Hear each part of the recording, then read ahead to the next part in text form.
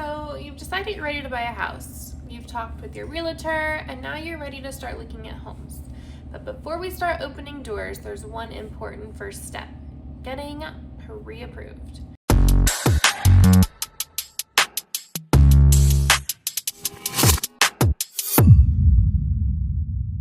Welcome back to Homebuyer Fundamentals Explained. I'm Kayla Neyman, a realtor here in the Midland, Odessa area, and this is episode 2.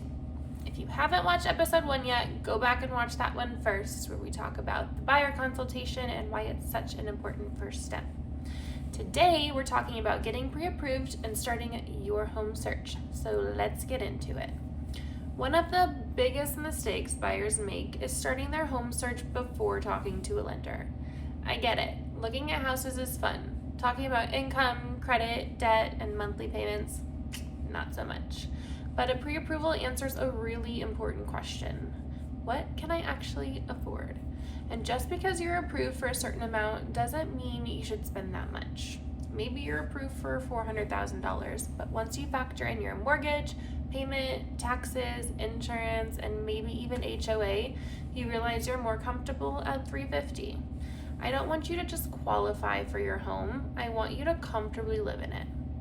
Now, let's talk about what happens during the pre-approval process. You'll talk to a mortgage lender who will ask for information about your income, employment, assets, debts. They might require documents like pay stubs, tax returns, and bank statements.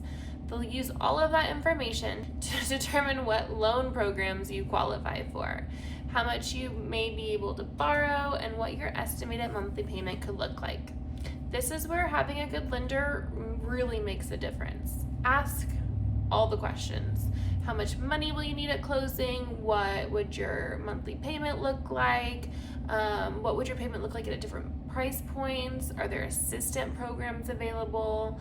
What loan is best for your situation? Whether you're VA, FHA, conventional, or any other loan program, your lender will walk you through it all. You don't need to understand everything before calling them, because that's what they're there for.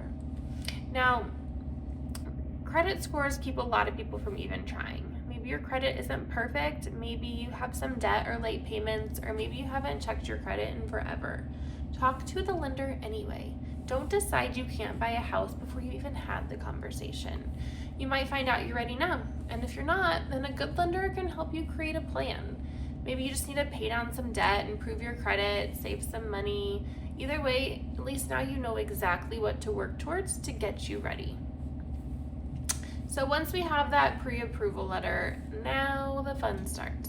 We'll narrow down your must-haves, nice-to-haves, and the deal breakers. How many bedrooms do you need? Do you want a home office, big backyard, Midland, Odessa?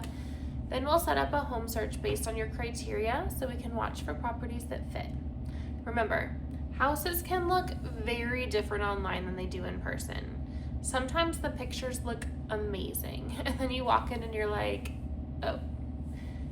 Other times you walk in, the pictures aren't that great, and then you go in and you're like, oh, wait, this is actually nice.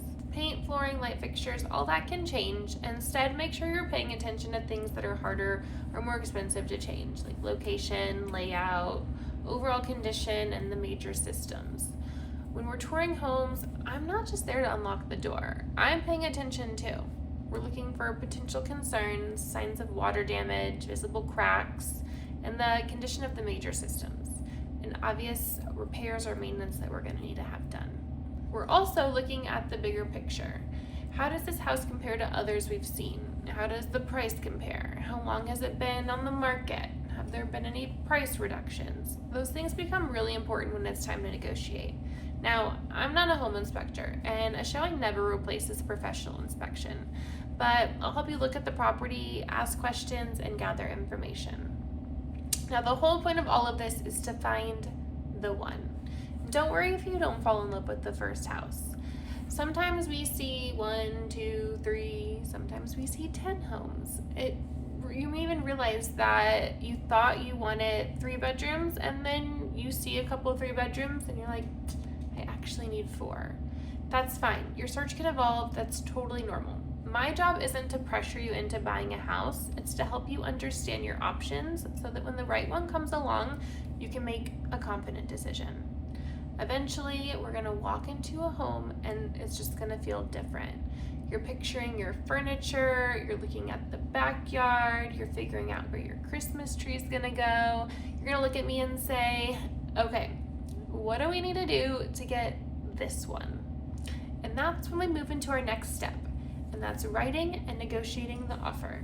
And that's exactly what we're covering in episode 3 of Homebuyer Fundamentals Explained. Make sure you like this video, subscribe to the channel, and follow along so that you can watch the next episode, and I'll see you guys next time.